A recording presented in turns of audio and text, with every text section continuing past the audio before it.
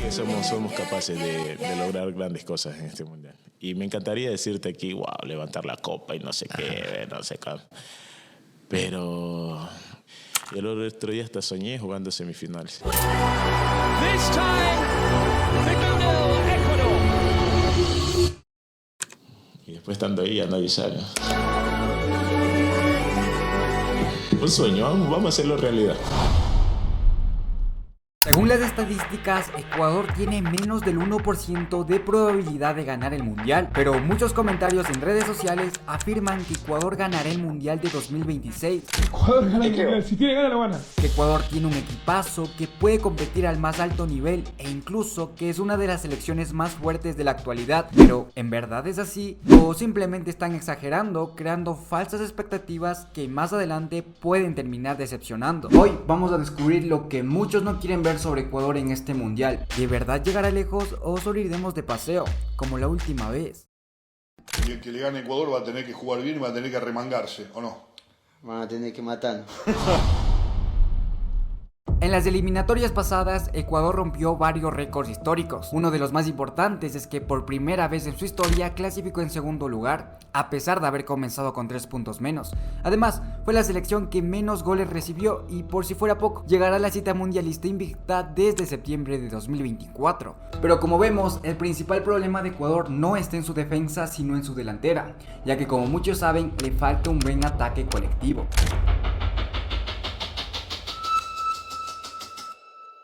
Ecuador no tiene jugadores ofensivos de jerarquía capaces de definir en partidos importantes, y la falta de desequilibrio y definición individual en el último tercio del campo puede costar muy caro, empatando partidos que podrían ganarse con mayor facilidad y quedándose corto en los resultados de encuentros decisivos. Por eso, en partidos mundialistas donde hay pocas oportunidades y los resultados se definen por detalles, contar con jugadores ofensivos y un delantero de jerarquía es clave para avanzar en el mundial.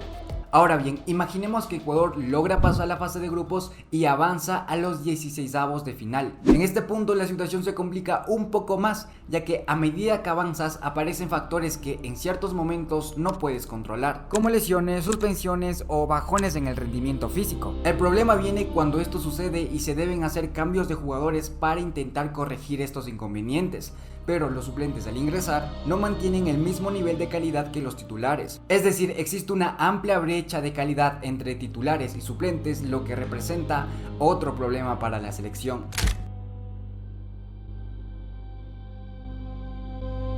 Mientras que selecciones mundialistas como Argentina, Brasil o Francia pueden reemplazar jugadores sin bajar su nivel, incluso en algunos casos el suplente que entra rinde igual o mejor que el que sale, Ecuador no cuenta con un banco de suplente de ese nivel, y cuando necesita rotar o hacer cambios, si los suplentes no están a la altura, el equipo pierde intensidad, baja su calidad y se vuelve más vulnerable en los partidos, lo que termina perjudicándolo aún más. Un buen ejemplo de esto es que hasta el momento no se encontró un jugador que pueda reemplazar el rol que cumple Moisés Caicedo en el medio campo. Sin él, Ecuador pierde ritmo de juego y parece un equipo completamente diferente. Pero supongamos que Ecuador logra superar los octavos de final y avanza a cuartos de final. Bien, aquí la situación se complica aún más, ya que los rivales se vuelven más fuertes, más organizados y cuentan con una identidad de juego más estructurada, una base que Ecuador aún no ha podido construir del todo, lo que representa un problema más grande para la selección.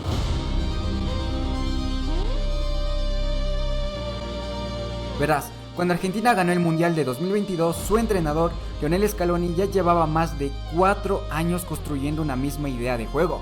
Lo mismo ocurrió con Francia en 2018 cuando salió campeón. Su técnico, Didier Deschamps, llevaba casi 6 años al mando de la selección. Y en el caso de Ecuador, el problema es que su actual técnico, Sebastián Beccacece, no ha logrado consolidar del todo una idea clara de juego, en gran parte por el poco tiempo que lleva al frente de la selección, alrededor de 1 año y medio, un periodo muy corto para construir una identidad. Por eso, más allá de su solidez defensiva, Ecuador no muestra una idea de juego clara cuando tiene la posición del balón. El equipo no sabe a qué juega, los jugadores no terminan de adaptarse y en los partidos a veces improvisan. dudan en momentos claves e incluso cometen errores en instancias decisivas. Y en un mundial esto puede terminar costándote la clasificación. Y si de alguna manera Ecuador lograra clasificar a semifinales, el nivel de dificultad sería aún mayor que todo lo anterior, porque se estarían enfrentando contra la propia historia del fútbol ecuatoriano, ya que nunca han tenido experiencia en fases finales y esto sí es un gran problema.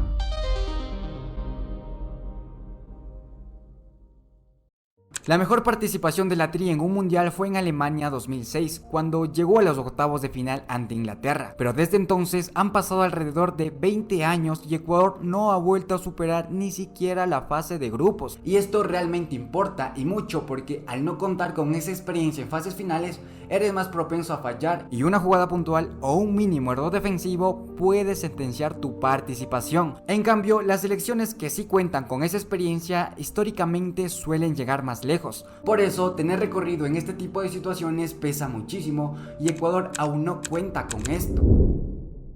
Pero antes de pasar a la gran final, quiero que prestes mucha atención a esto que te voy a decir. Sé que a veces las redes sociales pueden hacernos creer que Ecuador tiene una de las mejores condiciones para ganar este mundial. De hecho, incluso a mí me ha pasado. Ves uno de estos videos, te emocionas y por un momento sientes que Ecuador puede o incluso que ya está listo para ganarlo. Pero lo malo de estos videos no es un mensaje positivo o motivador, sino que en algunos casos parte de la afición termina creyéndoselo por completo y dan por hecho que la selección sí o sí debe alcanzar instancias finales en el mundial, y si no pasa eso dirán que fue un fracaso. Y aquí es donde está el principal problema, ya que si bien Ecuador tiene la mejor generación de toda su historia y puede llegar muy lejos en el mundial, tener expectativas demasiadas altas sobre su participación puede terminar decepcionándote. Así que creo que una de las mejores formas para abordar este tipo de situaciones es entenderlas como lo plantea Teodoro Roosevelt, quien dice: mantén tu cabeza en las estrellas, pero mantén tus pies en la tierra.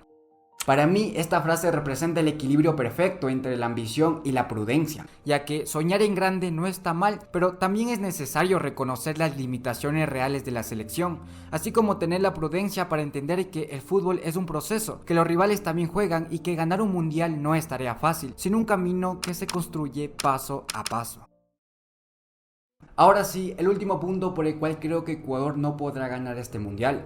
Antes de decirlo, quiero que no se le tome como ningún tipo de insulto, sino más bien como una verdad. Ecuador no es una potencia mundial. Históricamente, las potencias de fútbol como Francia, Argentina, Brasil o Alemania han sido las principales favoritas para ganar la Copa del Mundo. Y para ser una potencia mundial, no solo basta con tener una buena generación dorada, sino que también es necesario contar con una historia y títulos importantes, mantener regularidad en la élite, tener jugadores decisivos y de alto nivel, además de un proyecto e identidad de juego bien establecidos. Si bien es cierto que Ecuador tiene las bases y el talento, aún está en proceso de construir los demás aspectos. Así que quizá lo importante no sea si Ecuador puede ganar este mundial, sino hasta dónde puede llegar realmente. Y aunque es difícil saberlo con certeza, hay algo de lo que sí estoy seguro. Y es que esta generación puede hacer historia. Tiene la capacidad de luchar, de superarse y romper ese muro que quedó marcado desde 2006. Y créanme, si logra dar ese paso, no solo será un gran avance, será el inicio de algo mucho más grande.